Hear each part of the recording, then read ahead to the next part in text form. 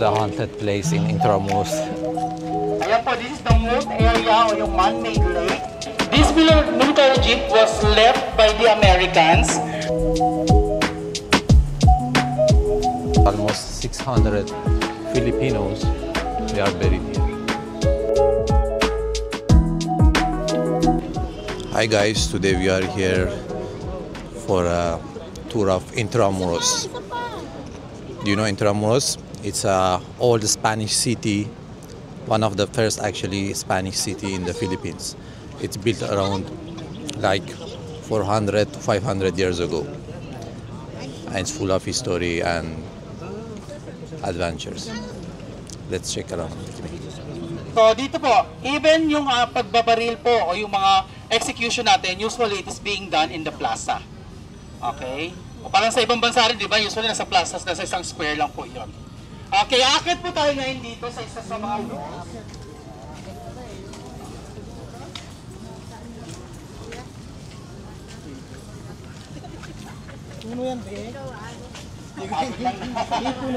Alright, so this is the Baluartillo de San Francisco Javier.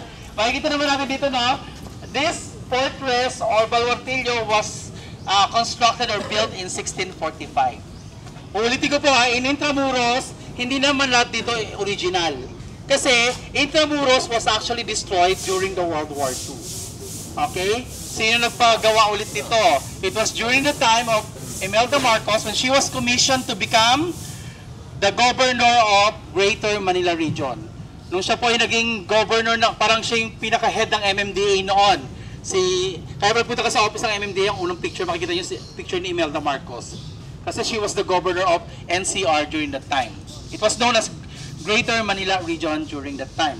So, when she was commissioned to administer NCR, so pinaayos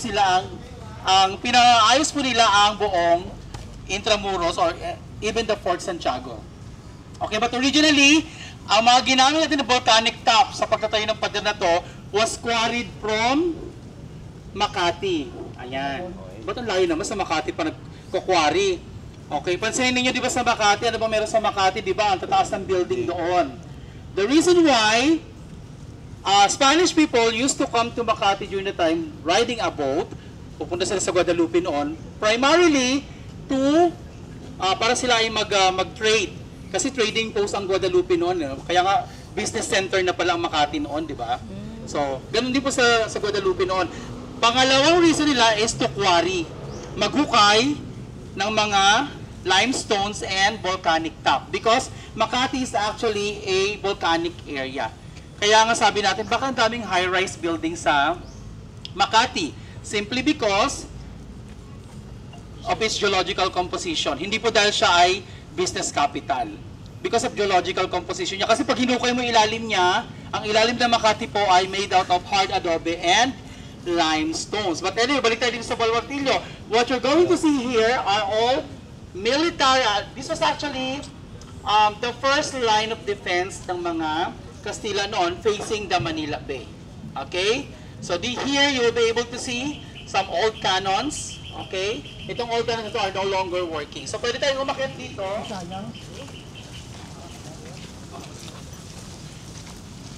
Parang may rally, no?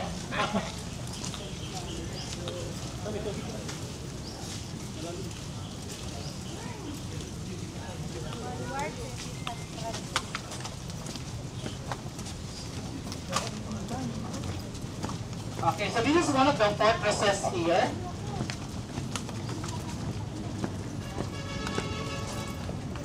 Ayan po ang kanyang itura noon, facing the Manila, kasi pier na siya ngayon.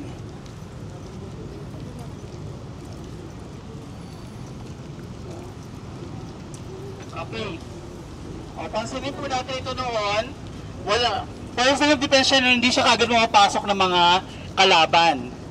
Bakit po? Actually, itong area to was water area, or what we call the moat. Para sa isang castle, di ba? Sa isang castle, bago ka makapasok, may tubig muna. Ayan. It's a reducto, yan.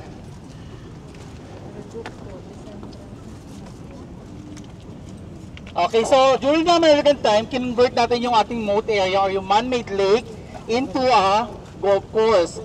Nung panahon kasi ng mga Amerikano, ang mga American soldiers kasi noon, ang kanilang mga favorite outdoor game or outdoor activity is golfing. Kaya kung pupunta kayo ng Baguio, ang daming golf course sa Baguio. O, pag pupunta po kayo ng Clark, di ba Clark is American ano rin, di ba? Ang daming golf course sa Clark. Kasi that is one of their favorite outdoor activity sa, when they came in the Philippines. Clark. Okay, pero they started with yung mababang wall lang until nagtayo sila ng matataas na mga walls. Okay, but syempre, mas mataas pa rin yun dito sa China.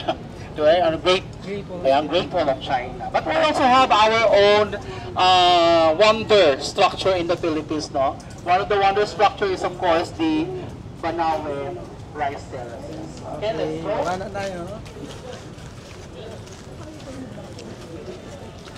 You can see some bullet spot actually, the walls.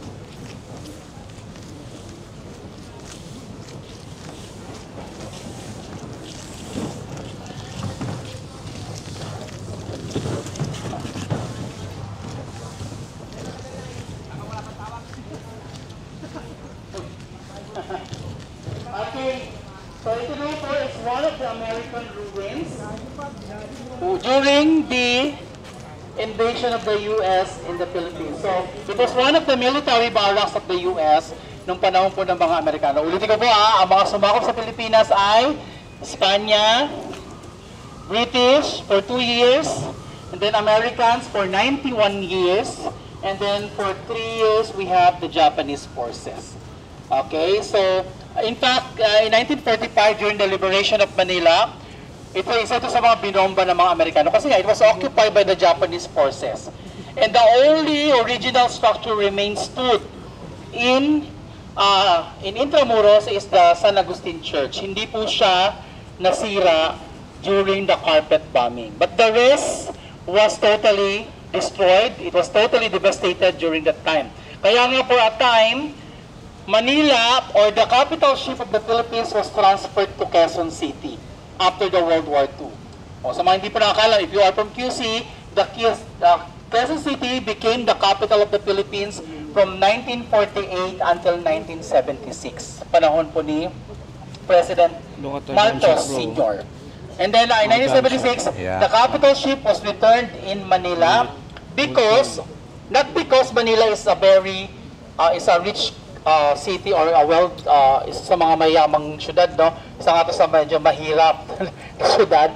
But because of its historical significance, because you will see a lot of historic site in Manila, lahat ng una nandito po sa Maynila. Okay? These ruins, hanggang ngayon po hindi po nila ginagalaw. Sometimes it is used as a venue for filmmaking, for shows, dito po sa area po na ito. Okay, yan, mga filmmaking or shooting. Sometimes, yung mga events, dito nila ginagawa also in this area. May mga kumakanta-kanta dito, no? Sabi nyo ko kayo na ginagamit ditong area po na ito for, ang tawag dito yung prenuptial, prenup. Okay, photo shoot dito po sa area po na ito. Hindi na siya for historic, but also for events. Okay, now in this area naman po, may mga memorials po tayo dito. By the way, ito po, tingnan po natin dito yung mga, ito po yung mga nilalagapak nung araw, no? Ito yung hinuhulog nila noon na po kaya sumasabog, no? During that time. Oh, look at this cannon, no? Hindi naman na sige. Huwag kayo matawag this no longer possible to... Kumusta yung B? Talaga. Hindi naman na siya sasabog. Sigurado ka, be? Sigurado ka. Okay, yung picture. Ayan po ang mga hinuhulog noon ng mga American Air Force during the liberation of Manila in 1945. Again, ang buong area po was totally destroyed. Even the cathedral, ang hindi lang po nasira dito ay ang Hospital ng San Juan de Dios at ang San Agustin Church. Because it was spared actually by the Americans kasi alam nila maraming tao doon o maraming mga pumapasok sa simbahan at saka hospital during that time. But the rest was destroyed.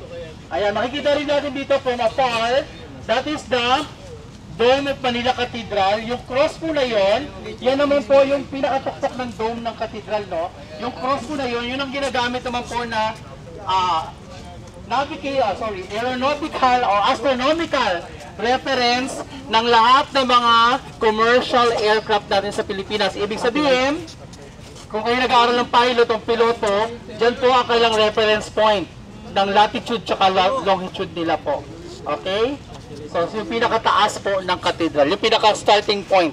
Okay, from the Philippines, going to the other country, yan po ang bilang po nila. Ayan, may picture doon kay sir. Ayan po, this is the moat area o yung man-made lake. A man-made lake in order to defend the main fortress. Okay? Now, in the olden days, bago ka makapasok sa isang main fortress, meron silang drawbridge dyan, no? Dati kasi, natutupi ang bridge doon. Para sa isang castle, di ba? So, meron siyang oras lang. Okay? 6 a.m. Pagdating ng 6 p.m., bawal na pong makapasok. O, di ba? Kasi sa China, no? Di ba? Sa yung mga ancient heritage structure in China, may mga gates sila. Even the 7 gates of Intramuros. Sa Intramuros pala, meron tayong 7 gates dito. Yung dinaan natin kayo the Anda Gate, ayan from the word Anda, no? Pera. O di ba, may Anda ka ba? Actually, yung Anda po na yun was named after Governor Simon de Anda, who became the Minister of Treasury during the Spaniard. O may kinalaman sa pera pa rin naman kasi treasury siya. Kaya pala noon, pag narinig natin, may Anda ka. It's something to do with wealth or treasury or pera. Okay? So may lagi naman may history kung bakit nagkaroon tayo ng ganung klase ng mga words, di ba? Correct. Lagi may etymology yan. Before, it was actually a drawbridge. Okay, pag alas 6 ng gabi, sinasara ang bridge, and then alas 6 ng umaga muling bubuksan. Ang pwede makapasok, labas-pasok dito ay mga muchacha at saka muchachos lang. Apo. Actually, you know what means intramuros. Intro, it's mean within, and muros means walls. It means within the walls. So makikita natin sa taas po yan, that is the image of Santiago de Matamoros or St. James of Moors. Okay, si Santiago Matamoros po, he was a slayer of Moors. So, siya yung pumapatay noon ng mga Muslim during their time. Kasi nga mga Catholic sila noon eh. So, sinasakop nila noon ng mga ang bawat pag may ibang religion, papatay nila, especially Moro, kalaban kasi lagi sila noon. No, in the olden days. Okay, so Santiago de Matamoros, that is the old facade of the Fort Santiago. Ayun, nakikita naman natin doon sa marker, ano doon yung date kung kailan siya naitayo. Ulitin po, it was founded or established or built in 1571.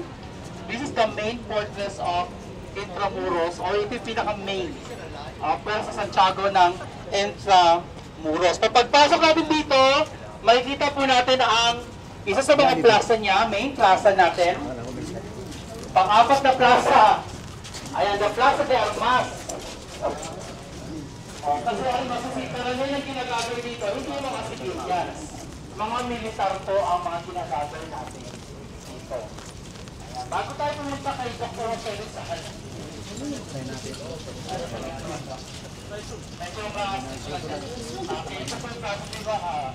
Wow, it's so beautiful here. So the word arms or armas or usually yung mga ammunitions po, yung mga may hawak ng rifles are being gathered here in de España or carcel rather. Kasi cartel or carcel, it is actually a prison or detention area way back. So pwede naman tayo pumasok, it's okay. So, gawin natin guluhin yung mga nag-aaral doon. Ano lang naman yata. Diyan lang po. Actually, marami na rin po mga nakulong at namatay in this area. It is said to be also that this area is one of the haunted places. The guy just said this place is one of the haunted place in Intramuros.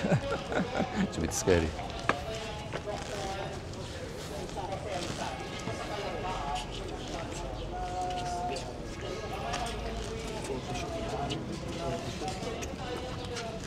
Ayan. I-photoshoot.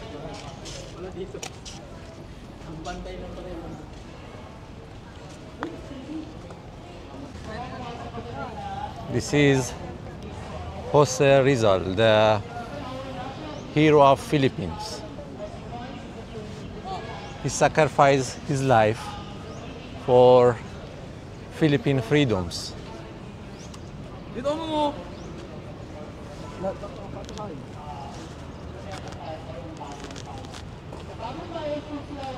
Actually, he was here in prison almost 2 months, 57 days by Spanish. And the last night of his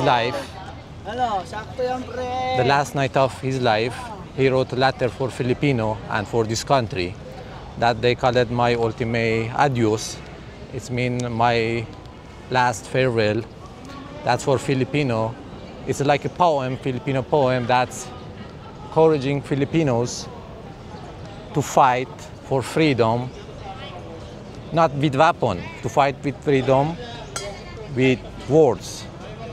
We believe in peaceful freedoms.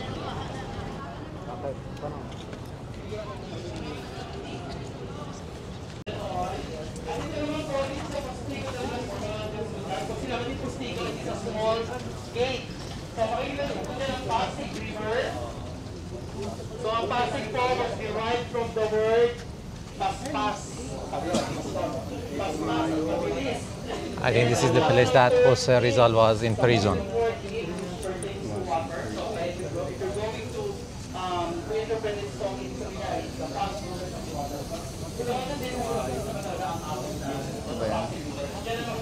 Here, they were tortured.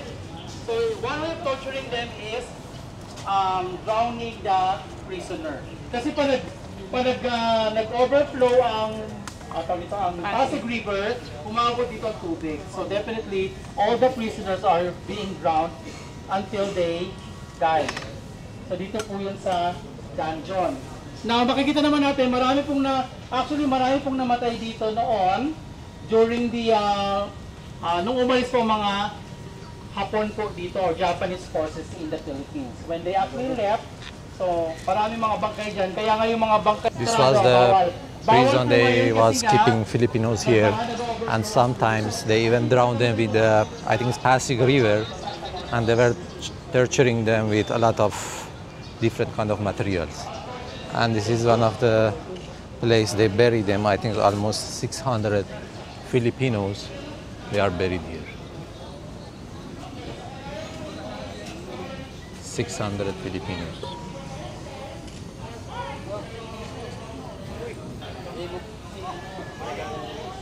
System churches, Dominicans, or Dominicans po yung mga taga-UST. We have Jesuits on the Negro. We have Agustinian Jesuits. So these are the 5 orders of Catholic na po. Pwede naman po tayo mag-parang Catholic Church natin sa loob na Intramuros ay lamang po. We have the San Agustin Church in Manila. Yung iba kasi, existing sila pero hindi na siya ginagamit. Parang ano lang siya, for brewing lang. O yung iba naman ginunvert siya into something total siya po. Yung mga museum, ginawa siya museum. Ayan, so, even sa Let's go to second floor. Isahan lang. So narrow. Dito yung photo ba? Oh my God. Yes, wala ka sarado yung ano. Second floor. What's going up here?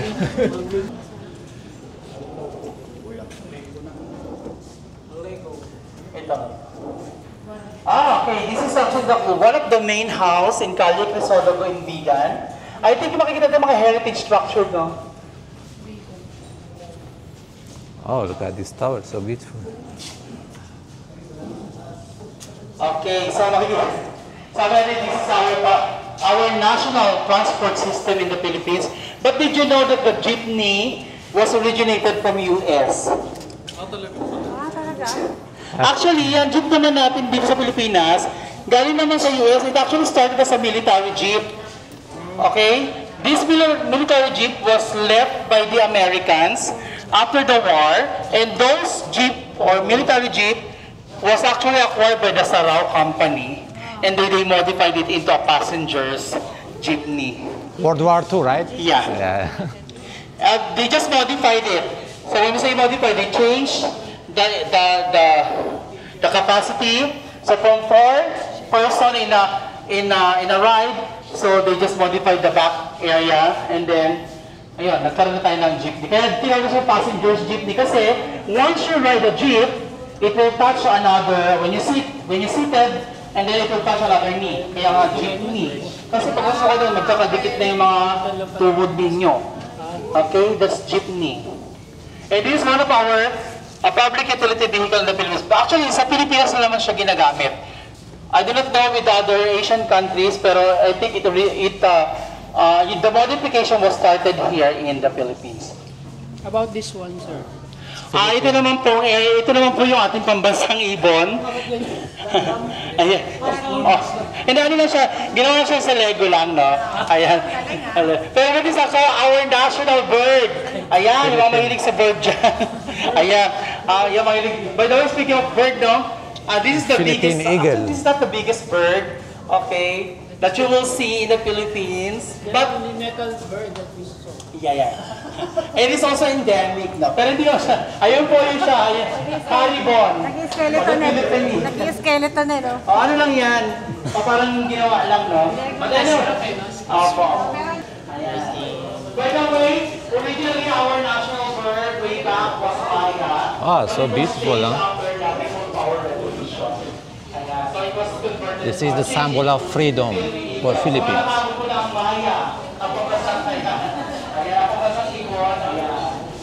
Philippines eagle.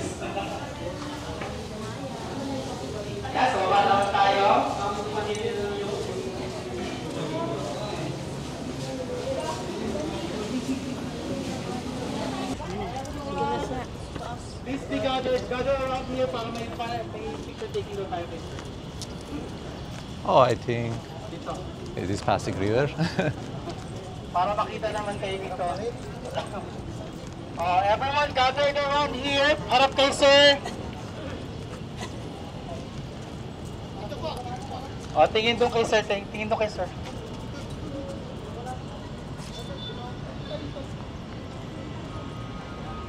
Karugtong po yan ng dungeon na. Sabi ko nga sa inyo, dating naging-kulungan yan.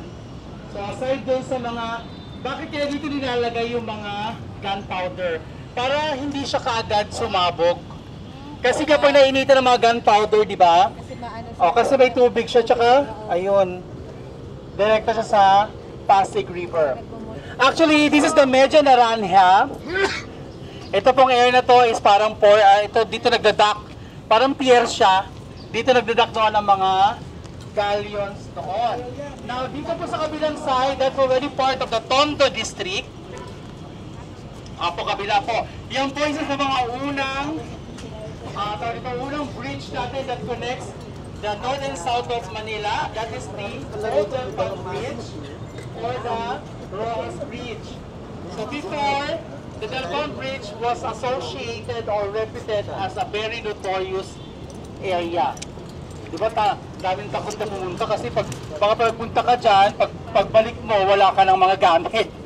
Ayan, nandiyan ka sa pier area kasi yung port area natin. Before yan pero syempre iba na. Ayan, before it was a notorious. In Quezon City, we have Cubao area. Diba? Sa kabila naman po, yun naman po, ang ating Chinatown sa kabilang side. That's the Chinatown. That's the biggest Chinatown in the world actually. Oh, that's the biggest Chinatown. Pinakamalaking Chinatown o Chinese community outside of their mainland in China. Yeah, we are the province of China. Province of China, sabi this. Actually, sabi this. But actually, we have a lot of Chinatowns all over the world, pero itong plan dito pinakamalaki natin. Usually, pag nagpupunta kami dyan, we just do the food tour or yung mga tinatawag na Binondo tour na puro pagkain lang naman pinupuntahan. Pagawaan ng mga chopaw. Ayan, hopia. Meow meow. That's the second bridge here in Manila. We have the former Puente de España or the Jones Bridge today. Isa sa pinakamagandang tulay ngayon yan sa Maynila kasi daming mga ilaw. Pero pag nagpunta ka sa Nagkahan, lahat ng ilaw doon, tinanggal na ng mga, ayun, nakatira doon sa ilalim, sa baba. But again, we have 6 major bridges of Manila. Uulitin ko po, ito po ang Pasig River, at ito po ay halaw sa pangalang Paspas, or ito sa Tagalog term, Paspas, or mabilis. And a Muslim word or Maranao word, ig, which pertains to water. O, ibig sabihin, pag in-interpret mo siya, it's a fast movement of water. And noon, wala pang daanan, ito ang pinaka-main highway ng mga taga-south papunta dito. Kasi noon, yung mga taga-south, para sila makapasok sa school, kasi ang lahat ng eskwela natin dito sa Maynila noon eh. So, dito sila dumadaan. At ito yung pier nila noon. This area is so beautiful. Pasig River. I think here is also so beautiful at night. You should come and visit this place.